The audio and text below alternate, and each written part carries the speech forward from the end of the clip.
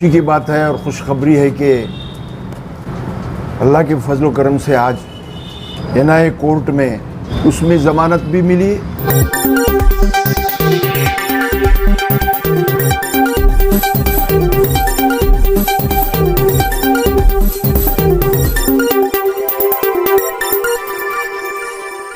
खुशी की बात है और खुशखबरी है कि अल्लाह के फजल करम से आज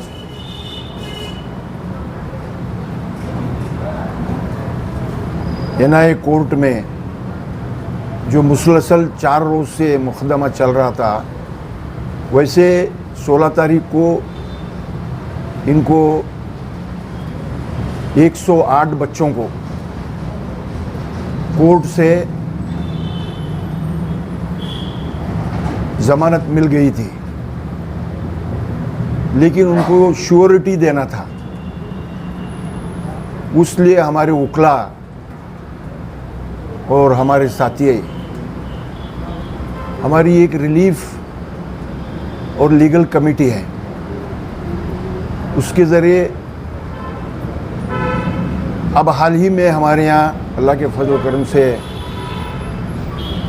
18 तारीख को इंतखाबात हुए अंजुमन के, तकरीबन 4.5 साल के बाद हुए। इसमें ये बच्चे हमारे तकरीबन 1 साल 9 महीने से मुक़य्यद थे। वालिदैन को, रिश्तेदारों को और आम अवाम को बहुत ही परेशानी और बेचैनी का आलम था। वैसे कोशिश जारी थी, वकील को भी दिया गया था, उसमें ज़मानत भी मिली 16 तारीख को, लेकिन उनको श्योरिटी देना था। और एनआईए कोर्ट वाले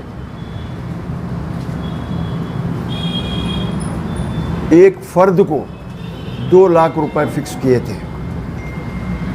जब वो 37 अफराद यानी बच्चे छूटे थे, वो हाई कोर्ट से आर्डर हुआ था कि पर हेड 50,000, लेकिन ये क्या किए हाई कोर्ट वाले, it is left to the local court, इनके ऊपर छोड़े। ये एनआईए कोर्ट के जज साहब 2 लाख रुपए फिक्स किए। अब 2 लाख रुपए बोले 2 करोड़ 16 लाख रुपए होते हैं तकरीबन यूँ कहिए कि 2 करोड़ 20 लाख रुपए होते हैं। उसमें फिर ये आने लगा कि 2 करोड़ रुपए देंगे कौन, दिए तो फिर गवर्नमेंट ये वाइट है क्या ब्लैक है, ये चलते रहता है। तो फिर हमारे वकीलों ने कोशिश की कि हम लोग श्योरिटी देंगे जायदाद की, मकान, खेती बाड़ी या प्लॉट वैल्यू करके देंगे। तो वहाँ पर हमारे वकीलों और ज़रा मैं मीडिया को बोलना नहीं चाहूँगा क्योंकि सरकार को इन्वॉल्व करना ज़रूरी नहीं है, तो हमारे साथियों ने और लीडरान ने हमारी मदद की। इंशाअल्लाह कल वक्त गुज़रने पर उनको बुलाया जाएगा। उनको हमने गुजारिश भी की है कि चंद दिनों में आप तशरीफ़ लाइए, रमज़ान के पहले उनके इज़्ज़त अफजाई भी की जाएगी। तो मैं ये कह रहा था कि अब वो बच्चों को आज शाम में, पिछले हफ्ते भी 2 रोज़ थे, अब इस हफ्ते में पीर मंगल चारशुमे, कल रात को मैं 3 बजे आया। मुझे के पहली मीटिंग बुलाई थी अंजुमन में और हमारे तालीमी बोर्ड को भी बुलाया गया था। इस वजह सारा दिन ज़रा हम लोग उधर मशरूफ़ रहे, लेकिन 4 बजे के बाद ये खुशखबरी, हमारे अल्ताफ़ हल्लूर साहब भी वहाँ थे मेरे साथ 4 रोज़, वो आज भी वहीं पर हैं। उसके बाद उनके साथ हमारे एक तालीमी बोर्ड के मेंबर बशीर गुडमाल साहब हैं और एक नौजवान साथी हमारे मर्चेंट साहब है। ये कहना मुनासिब समझूंगा कि ये 4 जो हमारी श्योरिटी दिए हैं, उसमें ये बेंगलुरु के रहने वाले हैं। एक मोहतरमा है, गौसिया बी उनका नाम है जी, she also is from Bengaluru. और उसमें और एक हमारे यूनुस भाई हैं, तीसरे अज़हर खान हैं, चौथे एक हिंदू भाई है वेंकटेश है इनका नाम, वो अब इसमें श्योरिटी दिए हैं। इनकी मजमूई तौर पर किस तौर की श्योरिटी दिए हैं सर ये? जायदाद की जी, जायदाद इमूवेबल जी, यानी मकान है, खेती बाड़ी है वगैरह वगैरह, ये दिए हैं। तकरीबन 28 करोड़ रुपए का 28 करोड़ रुपए की जायदाद दिए हैं। वो चाहते थे कि 12 करोड़, लेकिन उनके वैल्यू जो दिए वो प्रॉपर्टी के वैल्यू बना के तकरीबन 28 करोड़ रुपए दिए हैं। तो ये उनके अब हमारे उकला भी, जिसमें हमारे रहमतुल्लाह कोतवाल साहब हैं और उनके जूनियर्स हैं, उनके साथी, और एक सीनियर एडवोकेट हैं बालन साहब है, और एक सीनियर एडवोकेट जो 4 दिन हमारे साथ कोर्ट में रहे, ज़बीउल्लाह साहब, इस्माइल ज़बीउल्लाह साहब हैं। इनके कोशिश का नतीजा है। हम दूसरा काम कर सकते हैं लेकिन कोर्ट में नहीं जा सकते, और वो एनआईए कोर्ट ऐसा है कि एक्स कौन भी नहीं जा सकता वहाँ। यहाँ जा सकते हैं आप, हाई कोर्ट में भी जा सकते, वहाँ जा नहीं सकता। लेकिन वो वकला को इजाज़त थी, वो सुबह 11 बजे आए तो 6 बजे तक बैठते थे बेचारे। तो ये कोशिश का नतीजा है और अल्लाह का करम है और उनके माँ बाप की दुआ है खुसूसन, और उमूमन मुसलमानों ने हुबली की दुआ है। उलमाए कराम हर वक्त नमाज में 5 वक्त और जुमा के दिन ख़ास करके मसाजिद में दुआ मांगते थे कि जो हमारे बच्चे क़ैद में हैं अल्लाह ताला उनको रिहा कर जल्दी, बोल के।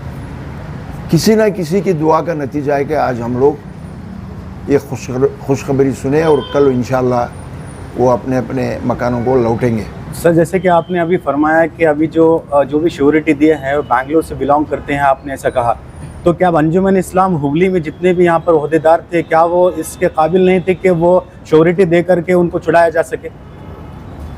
काबिल थे जी, लेकिन फिर यहाँ से प्रॉपर्टी लेके जाना, उसके वैल्यूएशन करना, वो लंबी कहानी है, उसमें डिटेल में जाना नहीं चाहता है। हमारे यहाँ भी थे, नहीं कर नहीं है जी। अगर क्या भी निकला फिर हुबली का नाम है।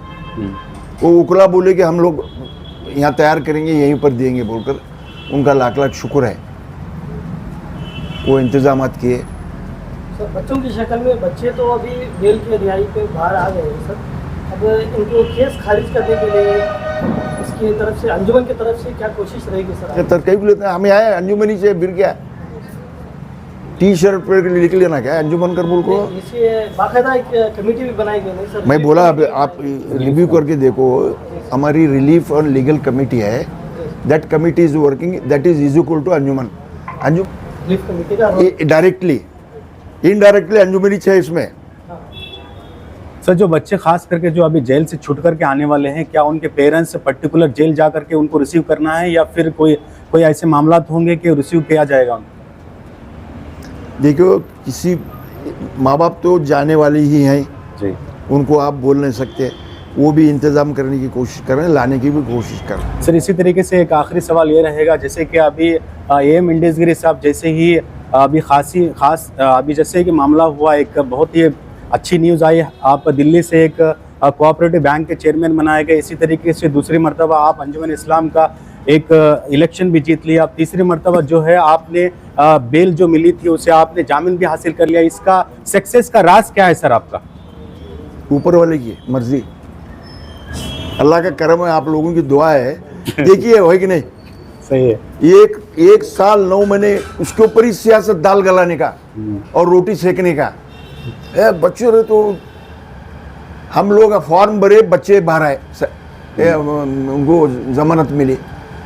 हम लोग 8 दिन 15 दिन के अंदर श्योरिटी दिए, बच्चे बाहर आ रहे हैं कल इंशाल्लाह। वो अल्लाह की मर्जी है, वो खुदा की मेहरबानी है, उसका शुक्र अदा करना। और उनके माँ बाप की भी नेकी है, उनके माँ बाप की भी दुआ है उमूमन।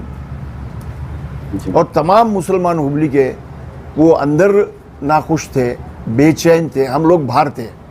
और उलमा इकराम, अइम्मा मसाजिद दुआ मांगते थे हर नमाज में, या अल्लाह वो जो कैद में हमारे बच्चों को छुड़ा दे बोलकर।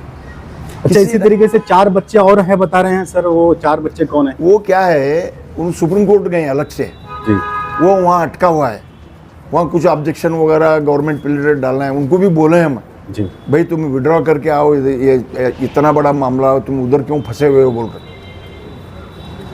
वो भी हो जाएगा इंशाल्लाह। जी। आवाम के लिए मैसेज क्या रहेगा सर?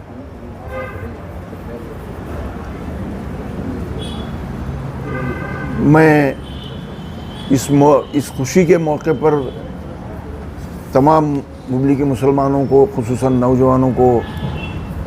नौजवानों से गुजारिश करता हूँ, अपील करता हूँ कि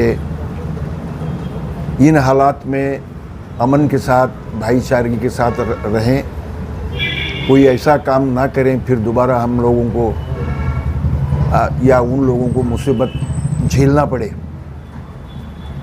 और इसके लिए कोई ऐसे वैसा काम ना करे कि फिर दोबारा हमें कुछ भी नहीं होता लेकिन उन बच्चों को तकलीफ होती। फिर ऐसे हालात से गुजर रहे हैं, खामौखा कि हम लोग दूसरों को मौका नहीं देना चाहिए।